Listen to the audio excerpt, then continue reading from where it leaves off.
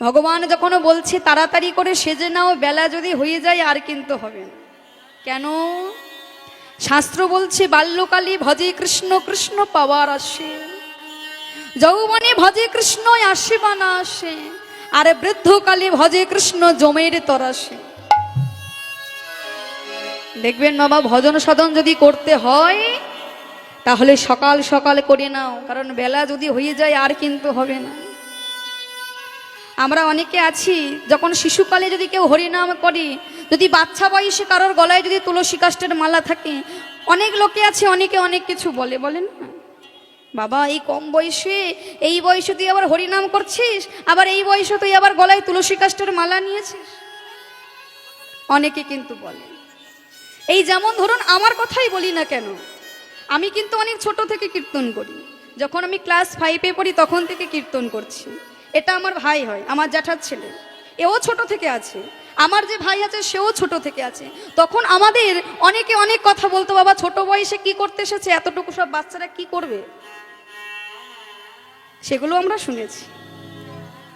কিন্তু ওই বলে যে লোকে বলবে বলে তুমি ভজন সাধন করবে না, আমরা অনেকে ভাবি ভজন সাধনের সময় কোনটা, বয়স হয়ে যাবে, 2-4টে দাঁত পড়ে যাবে, গায়ের চামড়াগুলো কুচকে যাবে, নিজে দুটো পায়ে আর শক্তি থাকবে না, হাতে একটা লাঠি আসবে ভর দিয়ে চলার জন্য। ওটাই আমরা মনে করি হরি সাধনের হচ্ছে, হরি ভজনের সব থেকে উপযুক্ত সময় বলে আমরা মনে করি, কিন্তু না। ভজন সাধন যদি করতে হয়, ভজন সাধনের পথ তো অনেক দূর। তাই সকাল সকাল ভজন সাধন করে নাও, সকাল সকাল করে নাও, কারণ বেলা যদি হয়ে যায়, যখন আপনার বয়স হয়ে যাবে না, তখন কিন্তু আর ভজন সাধন করতে পারবেন না। আপনার মন চাইবে কিন্তু একটু করি, শরীর তখন আর টানবে না। কিন্তু আপনি মুখে বলতে চাইছেন হরি, কিন্তু উচ্চারণ হবে কি হবি, এভাবে বললে কি হবে? তাহলে যার নাম তাকে ঠিক সেইভাবে ডাকতে হবে, কারণ নাম রাম, তাকে যদি তুমি শাম শাম বলে ডাকো, সে কি তোমার ডাকে সাড়া দেবে? দেবে না।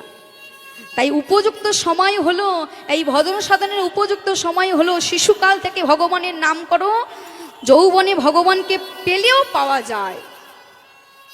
কারণ ওই সময় আমাদের রক্ত গরম থাকে, আমাদের কোনো মৃত্যু ভয় থাকে না, জরা মৃত্যুর ভয় থাকে না।